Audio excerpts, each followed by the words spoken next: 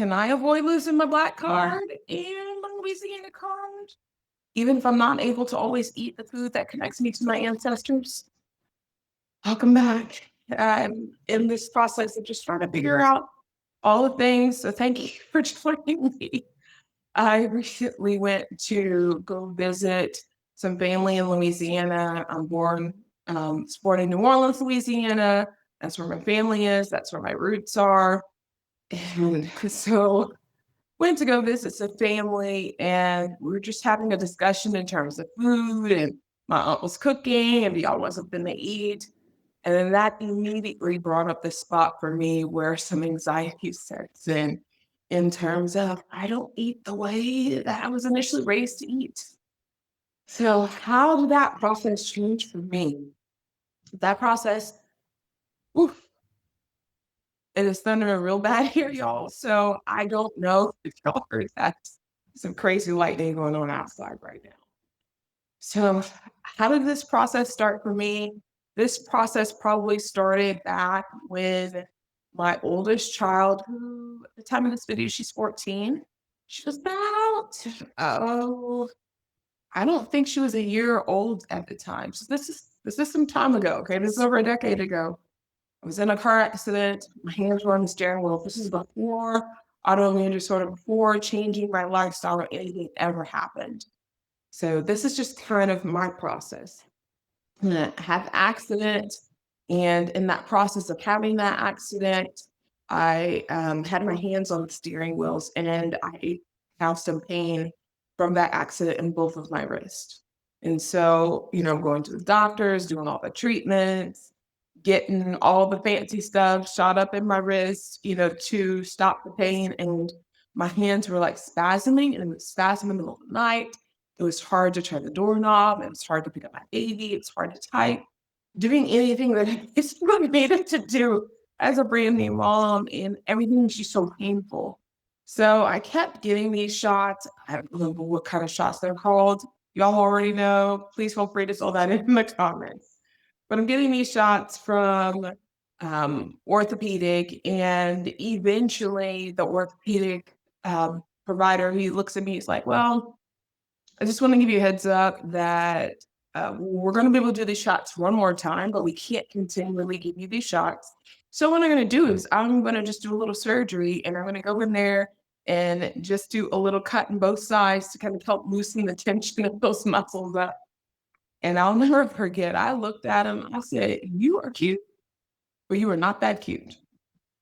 So that was the last time I saw that provider. And I was just in this search of like, okay, what can I do? What can I do that is not a medical intervention, so to speak, that is still a way of being able to help me deal with this pain? Because I still have to function. I still have to type.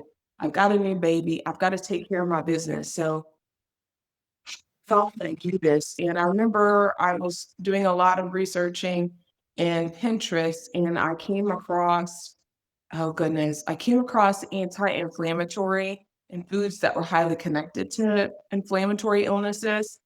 And not knowing that I was going to be diagnosed with autoimmune disorder later, that's a whole other story. I just was looking, and because Pinterest have a lot of consensus, and I'm like, this is going to be a good way of being able to get a lot of information quickly. And for those who are watching this video in the future, you might say, well, why don't you just ask Google AI or ChatGPT or whatever? It didn't exist at the time. I used Pinterest. I used my community.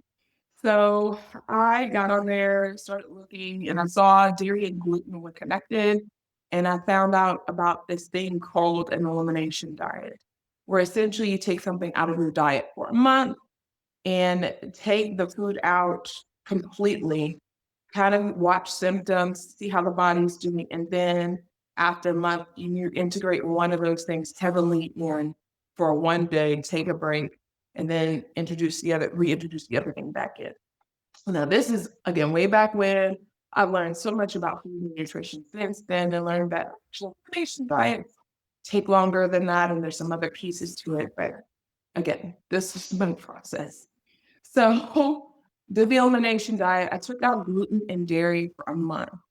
And within 1 week, I kind of felt like the Tin Man had just finally gotten some oil. There was a lot of things that I didn't realize in terms of flexibility. I always knew that as a kid, I wasn't very flexible. And so I just associated that with I'm not a very flexible person. That's just something I can't help. Regardless of how much I stretch, I'm not very flexible. So that what I noticed after I took those two things out my diet, I could I literally all of a sudden start moving some things. Like I was able to stretch further than I ever could stretch before. And I was just absolutely amazed. I'm like, oh my goodness, this might have been a problem in my life for a long time, but we just didn't know it. So took those two things out, found out all the weird things that gluten has, like everything from soy sauce to found out recently Coca-Cola is supposed to have a little bit of gluten. I don't know. I'm not a big soda drinker, so I don't know. Um, so I completely took those things out of my body, and then I'll never forget. It was a Saturday, and I had a bowl of cereal, and I had two pieces of pizza that afternoon, and I was in pain from that Saturday till the following Wednesday. That's just how long it took my body to like recalibrate after having that. Oh, I completely forgot to mention that I also had a few days before adding in the gluten. I had a day where I added back in dairy. And I noticed my stomach was a little gassy and probably, and I'm like, I don't care. Love dairy, raised on it, gonna eat it every time. So it I just didn't skip any meat in terms of dairy. But the gluten, I was like, okay, it was an aversion experience. And so when I say aversion, I mean as a behaviorist, it was something that happened that was so bad. I'm like, never again. I don't care how good it is. And I'm a fresh bread dog. Like I'm one of those people who used to love going to a restaurant to enjoy the fresh bread. Didn't really care that much about the meal. It's about some fresh bread. It's about their pastries. Like I'm gonna have that first, order my food, and take that food home because I want my fresh pastries 100%. So I I'm from Louisiana and I'm from New Orleans where we have lots of lovely pastries, lots of lovely fresh bread, and that's just part of I felt like my birthright to have it because it's for me, right? Knock it up day. And my whole body is in pain. I'm like, absolutely. You about to live without this thing. So, because I definitely do not want to live a life on pain pills. I watched my grandmother slowly, we took care of my grandmother before she passed, and I watched her slowly die and all the pills that she was on and all the medical interventions that went with it. And even before she got that sick, I watched her take so many of those pills. And I'm like, what was all of that for? Like, I don't really see how you got any better, how you gained any sort of quality of life.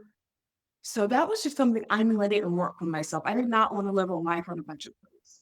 So as many things as possible that I could do naturally, that I could do with food, diet, exercise, I was going to do the thing. Okay. So that was when my baby was 1. And what happened next? The thing that probably happened next, okay, I remember. My husband was his early 30s and was getting blood work at his doctor's office, and they were saying, high blood pressure, high cholesterol, we need you to go. And I remember thinking, he's too young for this. Like, what is going on here? And when you take a look at my in-laws, both of his parents, high blood pressure, uh, they just both have it. His dad missed in at the pool and still had high blood pressure, still having issues with cholesterol. His mom also had diabetes. And so I'm like, okay, this is not what I want for my husband. I don't want that path that my grandmother was on to be his path. I don't want to be my path. I don't want it to be our marriage. We have got to stop this. We've got to change something. So I, again, doing lots of research and academic research, but then also kind of like word of mouth, Pinteresting, community research, and saw that, this thing about, oh, whole foods, plants, Like, that's what we got to eat. Whole lot of things. Well, like, okay, I'm willing to try it. I'm willing to try anything. And so decided to do whole foods and plants for a month just to see what would happen. I wasn't really convinced either way, but I'm like, let's just try this. So the process that we ended up going through was I actually went kind of cold turkey with whole foods and plants so that I could try out some recipes. I'm the cook in the family. I'm also the grocery list person in the family. So I'm trying out recipes so that my family's still eating the food that we have in our fridge because y'all know I wasn't about to throw away no food. So I just wasn't raised that way, not doing that. So I let my family eat the things that were already in the fridge, things that they already knew and loved. And then what I was doing was adding in occasionally these whole foods plant-based meals. And so I'm like, oh, this is different. This is a new dish, right? I'm like, not that bad. Okay, this is okay. So we were trying some of those things out. They had a slower introduction to that life, and mine was kind of abrupt. I'm like, you know what? I've survived diet culture. I can do anything at the drop of a hat, pretty much, concerning diet. So we did that. I probably was closer towards doing maybe 6 weeks worth of that. My husband and kids did about maybe a month. And within a couple of weeks, one of the things that I noticed was my kids, they weren't backed up anymore. All their plumbing, so to speak, was working very smoothly. And we were dealing with some issues where once they started going to school, they started being more backed up and constipated. So, disclosure. Sorry if you're not familiar with ever being around. Well, we're just real comfortable talking about food. We just do the thing. Okay. So sorry to not provide any sort of warning for that whatsoever. But after we went whole foods and plants by 2 weeks, they didn't have any more issues with tummy troubles. I also noticed that their bowels started moving regularly on the clock, like you could tell time by it. I was like, ooh, that's a really good sign. Same thing for myself. My digestive system just worked better. It felt like it was predictable. I understood, but more comfortable in my body. And I was like, there might be something to this. I think maybe I dropped 5 pounds, but wasn't the whole point of it. My husband dropped like 20 pounds, uh, which it didn't take much for him to drop weight, drop like 20 pounds in a month. And we went back and redid his blood work. His cholesterol was normal just in 1 month of whole foods and plants. His blood pressure was whole foods and plants 1 month. I don't know what else to say that. So this is not, okay, if you're not a vegan, then you're gonna die kind of video. That's not this video. What I'm just talking about is just my process, how I got to where I am, what I'm doing, what works for my family, and how I'm trying to honor my ancestors, my history, my kids' history, being able to impart something to them that's beautiful and wonderful. Which for especially folks from Louisiana, food is part of the culture. It is part of how we connect. Period. So went on ahead and said, you know what, we can't, this might not be the most sustainable for a long term for us. And again, everybody makes their own decisions in their family. But I know for whoever my ancestors 1,000 years ago, what have you, I don't think they had a lot of access to meat. I just don't think they did. And even when I can look back 100 years from now, my ancestors didn't have a lot of access to meat. They just didn't. Your ancestry might be very different. That is sick. Don't know if y'all can hear that lightning or not. Hopefully not. So we decided to incorporate some seafood. Also, if you know anything about Louisiana, particularly New Orleans, Catholic culture is super high. I am not Catholic. Nothing against folks that are. I'm just not Catholic. But embedded in our culture is a lot of Catholic traditions. And so we do things like seafood on Fridays. You know, we practice Lent. And we do different things. Like we have our beans on Monday, particularly red beans and rice. So there's some traditions that we just hold that are just, that's just part of our culture. So I was like, what if we add fish back in because according to Catholicism, fish does not technically meat, which Catholics out there, y'all already know. Everybody else is like, what? Fish isn't meat. So, but y'all research that, Google that on your own. That's not what this video is about. So we decided to start incorporating back in some seafood, particularly for my husband. So he eats seafood probably about 2 to 3 times a week. I probably will do it. I wasn't doing it at all. But my acupuncturist actually shared with me, I had some lung issues, and she shared with me, Virginia actually having a little bit of seafood has, can't remember what she said, kind of micronutrient or what have you, that is going to be helpful for my lung healing itself. And so she said, actually, Virginia, I think it would be good if you did that a little bit just to kind of balance out your nutrition. So I was like, okay, okay. So for the most part, I do not eat anything except for things that come from the earth, plants.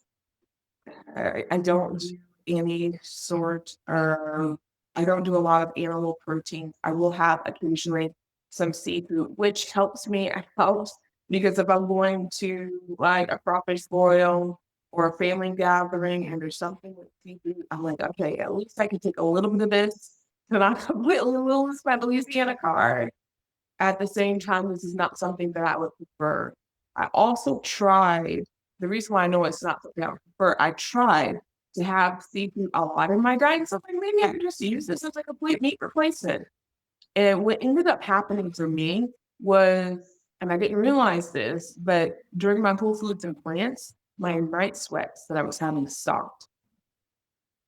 And when I started eating seafood, almost like every other day, the night sweat came back. And so I was like, okay, my body's giving me some signals here. Girl, this is not for you. You can have it occasionally. Maybe your lungs really do need this. However, eating it too much is not good for you because you're doing this thing again. So we, in that process, like I said, we kept doing those things. My youngest at the time that we did the Whole Foods and Plants experiment, my youngest, I think she was 4 at the time. I was packing their lunch and bringing them to school. What ended up happening was one day I just forgot her lunch. Mom, not proud mom moments, and just forgot her lunch. That's just what happened. So I had to bring it back up there. And when I brought it up to the school, I left it with the front desk person. The front desk person, I guess, got busy and forgot to bring it to the kid. So the teacher gave my kid a school lunch, and it was some sort of like a sausage dog or something like that. I don't know. My poor baby was constipated for 2 days. She was in pain and hurting, doubled over in pain from a sausage dog. So if you have a kid, or even yourself, and you're noticing that you're having some plumbing issues, please take a good look at your food. And I'm not saying you got to do Whole Foods and Plants or, what's wrong with you. But what I am saying is you might want to take a look at what were your ancestors eating 100 years ago.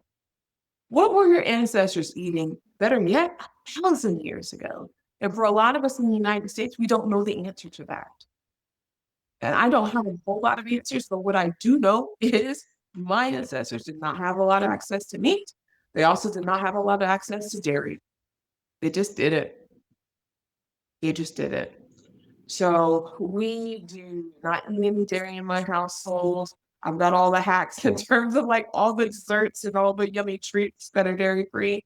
And because I've been gluten free for so long, they're dairy free, gluten free, because that's just how I've been able to navigate my life. So that has been that whole process for me. Now, like I'm in this place of autoimmune, trying to refigure, relearn what my body is needing. I'm noticing that sometimes when I'm eating fruits and vegetables, sometimes my stomach gets upset with that. If I'm in the middle of a flare, my stomach just cannot process that. So I really highly appreciate a lot of the Ayurvedic wisdom in slightly cooking your vegetables. Almost all of my sorry, tripping over myself.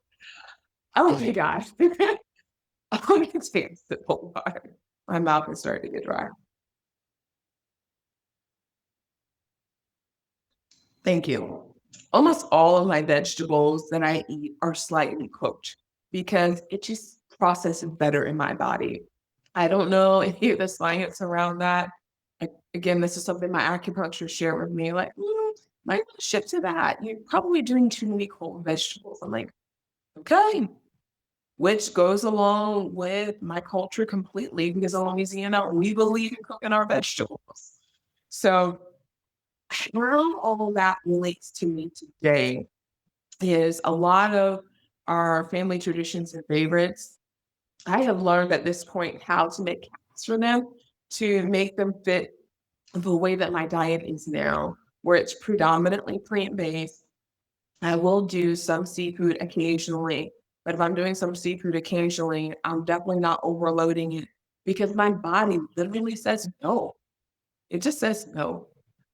So back to what I shared about visiting with my auntie. She was just sharing with me, and I was just like, oh boy, how am I going to tell this woman no? Because you also know, just in terms of saying no to somebody that's older and you're going into their house, old Black people just don't like it. They just don't like it. They've got words for you. You uppity, you too good for us, you bougie, you this, you that. They got words. So, and all I can do is put my head down. Yes, ma'am. Yes, ma'am. Yes, ma'am. That's all I got for that. I'm not about to come back at you at all. That's just not how I was raised. And so here's my auntie. She's talking to me about, oh yeah, I just made some beans. They're cooking on the pot. They're not quite done yet. And she's like, and y'all are welcome to have some. And I was like, oh, auntie, thank you so much. I appreciate you. And she's like, yeah. She said, but I don't have any meat in them, baby. I'm like, what do you mean you don't have any meat in them? She said, I have to cook them now without pork. Clutch my pearls? She said, yeah, I gotta cook them without pork. It's not good for my blood pressure.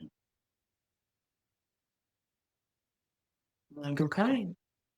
And so that opened the door for me to be able to have a little bit of conversation about, yeah, I took work on my diet a long time ago. And to kind of open the door talking about me and my kids, we're in this process of relearning what did our ancestors actually eat? When you think about a lot of African Americans, when you take a look at soul food and a lot of things that are delicacies and things that we love and that we grew up on, a lot of those things are pieces of food that were the throwaway pieces. Like when I think of gumbo, particularly any foods from Louisiana, I think about a lot of those pieces are throwaway pieces. They're pieces that they're like, you know what? Let's give it to the poor people because we don't want it. We took the biggest piece of the meat or this, that, and the third, and we don't need this organ meat. We don't need this thing over here. And so they were discarded. And so my ancestors did what they could and found a way to take the get started.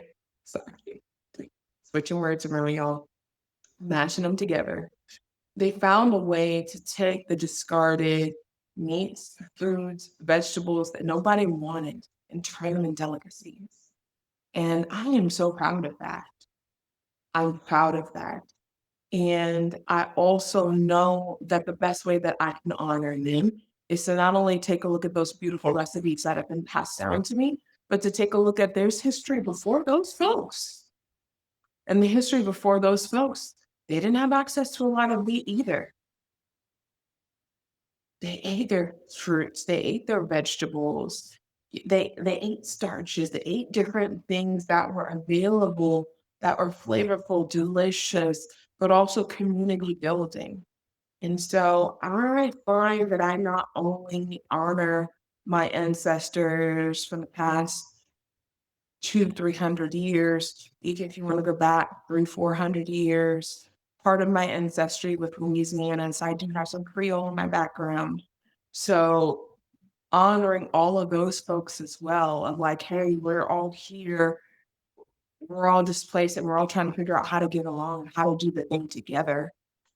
I want to honor all of that. And I want to honor my body and my nervous system and also be able to provide a roadmap moving forward for my kids because I have access to, resources. I have access to, the supplements and the food and the water and the I have access to these things now that a couple of generations ago we didn't have it. And so it's like, how can I find ways of being able to honor all of who I was, all of my ancestors, all of who I am today, all of what I've learned, and how to be able to move forward. So thank you so much for this time that you've spent with me. If you're not subscribed to my channel, I do ask that you take that time to do that. My name is Virginia. I'm a licensed mental health therapist, and please take good care of yourself and each other.